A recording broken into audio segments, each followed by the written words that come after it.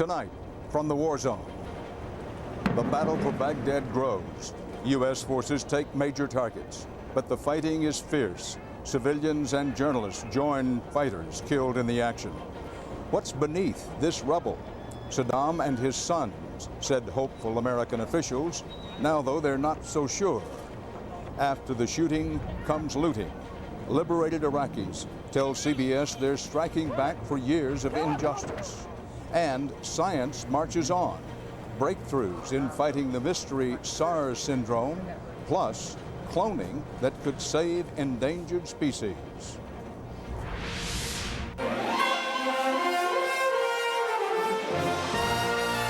This is the CBS Evening News, with Dan Rather reporting tonight from Kuwait. Good evening. The American military says it owns the skies of Iraq tonight. And on the ground, even in the heart of Baghdad, American forces are battering increasingly desperate Iraqi defenders. But civilian casualties are mounting, and it's an open question whether Saddam Hussein survived the latest airstrike against him.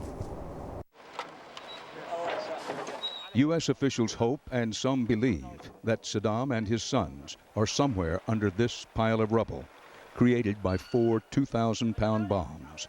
Other sources are questioning that tonight. The CIA believed a bunker was buried here in a residential neighborhood. People who live in the area say more than a dozen civilians were killed. Today, U.S. attack jets flew daylight bombing raids against the city center, while intense ground fire caused heavy damage near the Iraqi planning ministry. Iraqi Fedayeen fighters tried to take on American forces. The Iraqis, mostly young men in jeans, armed only with rifles and rocket-propelled grenades, were no match for U.S. troops and armor. There were also unintended casualties. An American tank trying to take out what the U.S. military said were snipers fired on the hotel where most foreign journalists are staying, killing 2 and wounding 3. Another journalist was killed when the office of the Al Jazeera television network was hit. But after meeting with British Prime Minister Tony Blair today in Northern Ireland, President Bush said that, dead or alive, Saddam Hussein is finished. That grip I used to describe that Saddam had around the throats of the Iraqi people are loosening. I can't tell you if all 10 fingers are off the throat, but finger by finger is coming off. CBS News coverage of the war tonight will include reports from our correspondents on the battlefield and at other key locations around the world. And we begin by taking you to the Pentagon for an overview of the war. CBS National Security Correspondent David Martin has the big picture. The so-called Saddam Fedayeen, armed with nothing more than rocket-propelled grenade launchers and automatic rifles, go up against the armored might of the United States Army in a futile attempt to retake one of Baghdad's bridges. They don't stand a chance and never even get off a shot. Their heaviest vehicle is a police car, and their idea of a medevac is a furniture mover. These are the fighters the administration calls death squads, who use women and children as human shields. But at least in this battle, you have to respect their courage. Hurling curses at President Bush, they give every appearance of being willing to fight to the death. The quickest way to end the fighting is to eliminate Iraq's leaders, and that's what the U.S. tried to do when it dropped 4 tons of bombs on one building after getting an intelligence tip Saddam and his 2 sons were meeting there. Lieutenant Colonel Fred Swan, who spoke with reporters by phone, said his B-1 bomber got the mission. What I was thinking was, well, you know, this could be the big one. Let's make sure we get it right. But tonight, Saddam's fate remains a mystery with no hard evidence whether he and his sons are alive or dead. The Army will probably have to send troops to search the rubble to find out exactly what was hit. The Army already occupies much of central Baghdad up to the bridges over the Tigris, and today another column came in from the northwest, while the Marines push up from the southeast. At the same time, Army and Marine units are pushing north to complete the encirclement of Baghdad. Dropping bridge spans and blowing up Iraqi arms caches on their way, the Marines came across an underground prison which locals said was used as a torture chamber for opponents of the regime. And at Baghdad's military airport, they found graphic evidence Americans had been held there.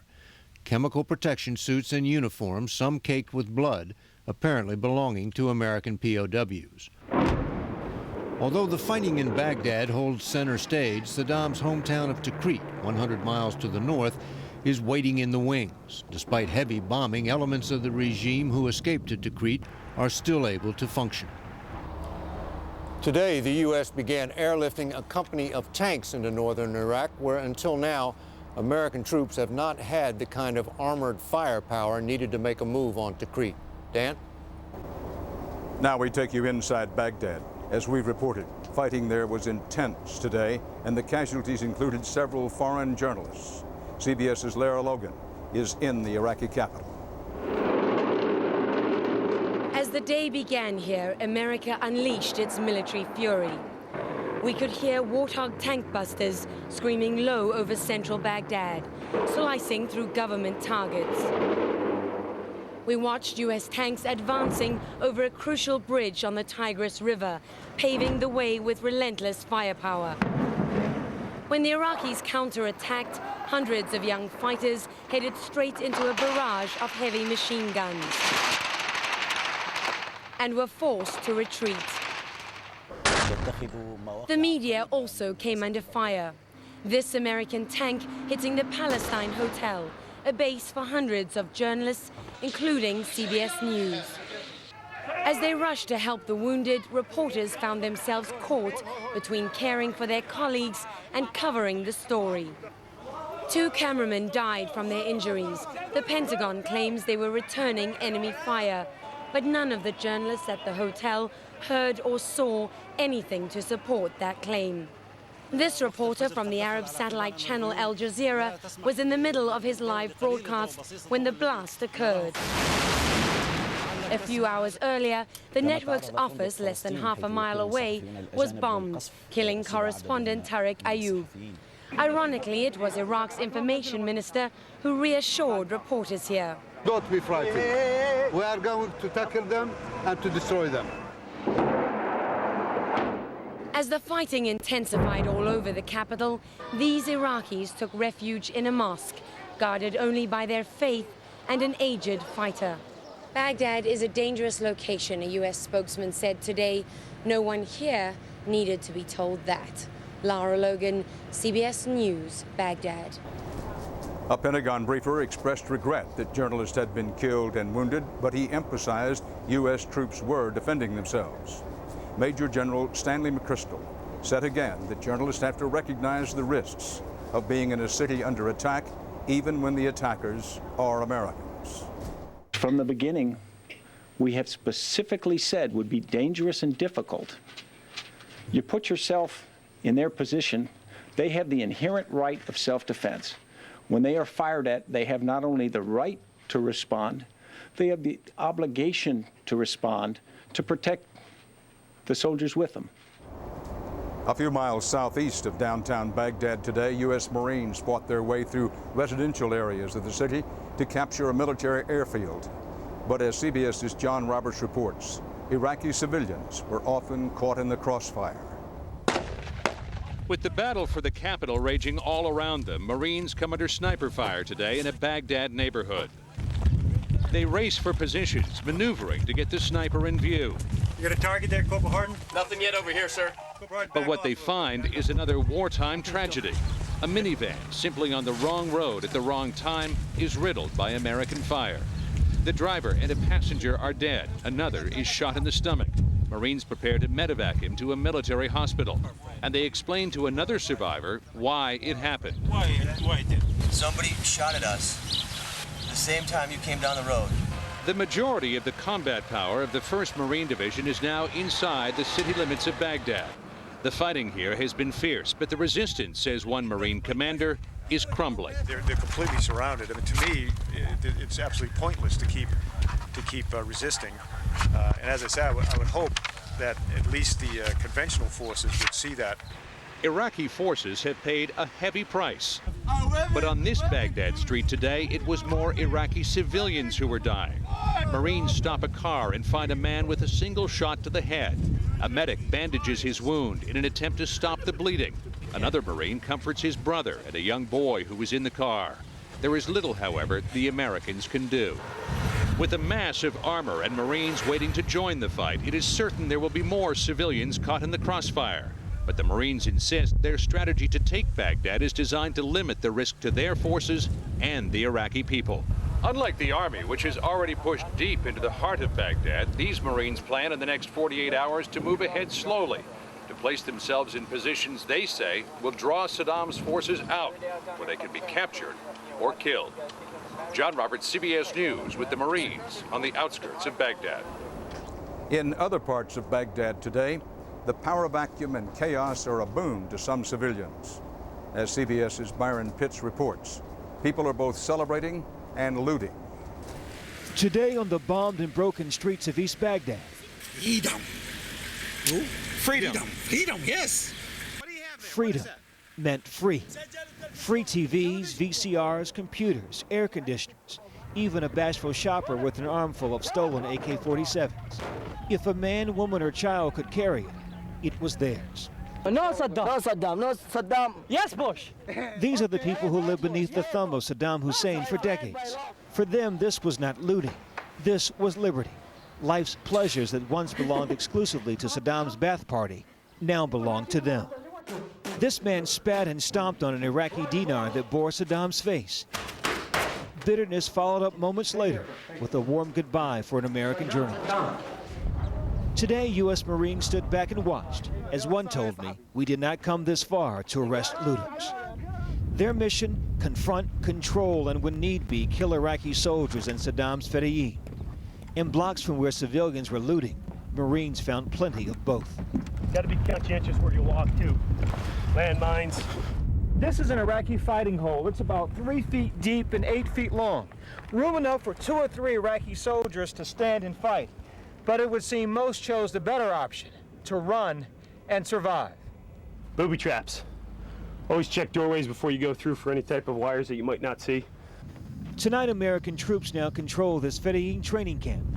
Acre after acre of abandoned bunkers, supplies, signs of men who lived off bread, water, and cigarettes.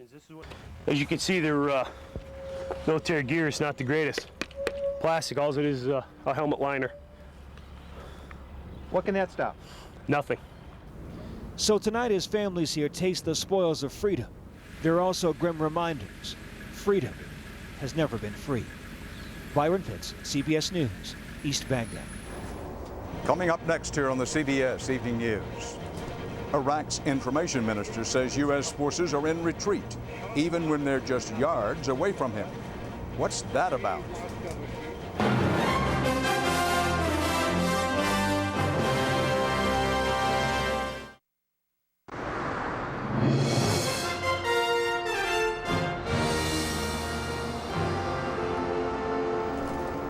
If it wasn't a war, it would almost be laughable. Iraq's information minister insisted again today that Saddam Hussein and his forces are winning, even with strong evidence to the contrary right in his face. But CBS's Lee Cowan reports there's a method to this madness. He's become Iraq's voice of denial, and to many, the voice of delusion, ranting about America's defeat today, even as a U.S. tank blasted a hotel right behind him and jets swarmed in the skies above. They are going to surrender or be burnt in their tanks. You're not frightened now, sir? Not at all, not at all. And you don't be frightened. To any outside observer, Iraq's information minister has become the star in a theater of the absurd. They are not near Baghdad. Don't believe them. With U.S. troops not only at the gates of Baghdad, but literally sitting on the seat of power, he still managed to tell the world it's all a military mirage. We besieged them and we killed most of them, and I think we will finish them soon. Strong words from a man who had been Iraq's foreign minister, but was demoted to Saddam's Department of Information in 2001, a post some thought was close to banishment.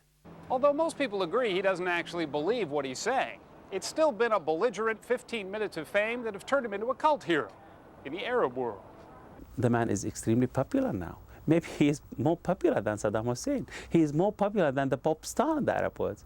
His daily spin, however fanciful, is a reminder that the Ba'ath Party still functions in Baghdad. Why else would a seemingly intelligent man be so willing to play the fool? He has to be defiant. If he doesn't behave that way, he could be shot dead by Saddam. At the height of his popularity, he is now most likely about out of a job anyway. U.S. intelligence officials say he's not a target, but they admit they're running out of patience with a man they now call more of an irritant than entertainment. Lee Cowan, CBS News, Kuwait. There's another purported audio tape from Osama bin Laden, this one urging suicide attacks against Arab governments that helped the U.S. and British war effort. There's no confirmation that the message obtained by the Associated Press is from bin Laden. That's the news from this part of the world and the war. Dan Rather reporting tonight from Kuwait. Now to New York and Harry Smith with more of the day's news. Harry? Thanks, Dan. The long-running Israeli-Palestinian conflict flared again today. Israel launched an airstrike against a militant leader in Gaza City. Before dawn, an Israeli F-16 jet fired missiles that struck a car in a densely populated neighborhood.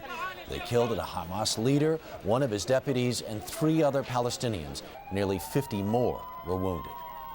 Next on the CBS Evening News, a big step forward in identifying and understanding the virus that causes SARS. The disease known as SARS has now spread to at least 17 countries, with at least 2,600 cases reported worldwide, most in Asia. CBS News medical correspondent Elizabeth Caledon has word tonight of a big advance in finding the cause of the illness.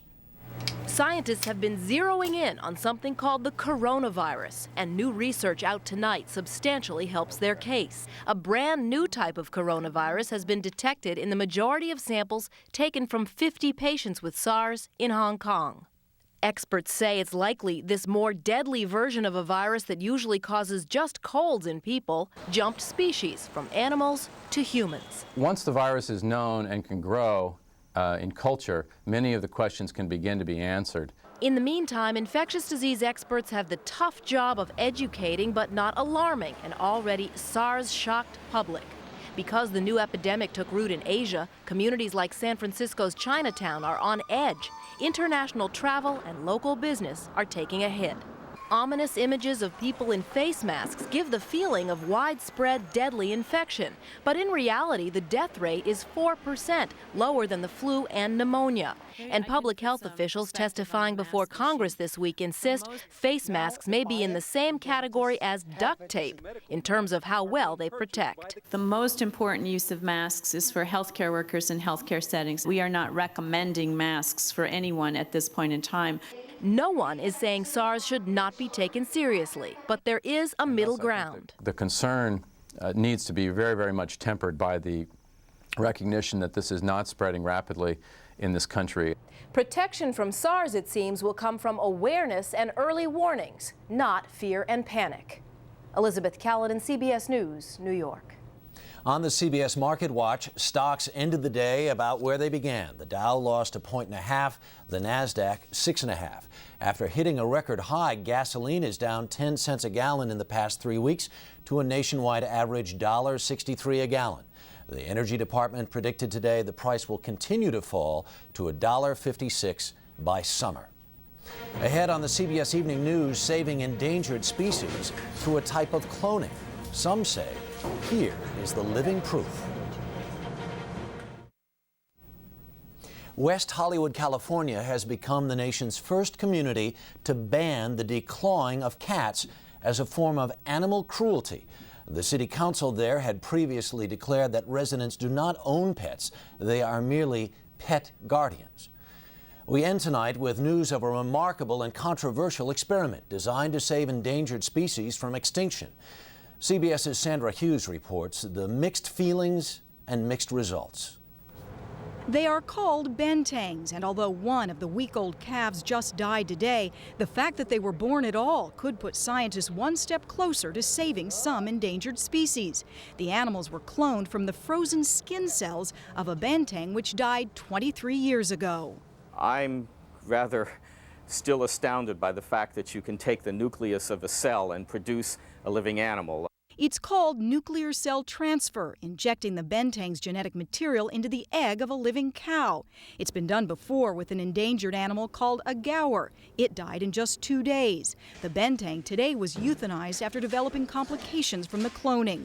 While the news of the birth is astonishing, it also worries some conservationists. If you don't deal with protecting habitat and dealing with all the root causes of endangerment, it doesn't matter how many animals you're able to produce in the lab and try to sort of fling back into the wild, they're going to face the same fate as their wild counterparts. The scientists at Advanced Cell Technology in Massachusetts, where both the bentang and gaur were cloned, agree to some extent.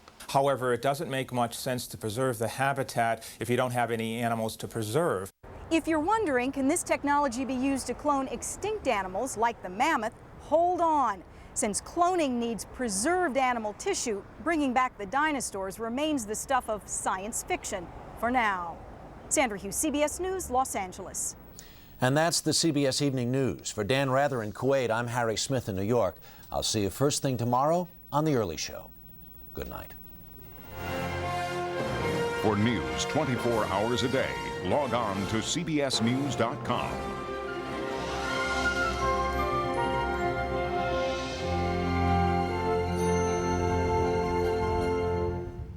America at War. Dan Rather reports direct from the war zone tomorrow. Experience CBS News.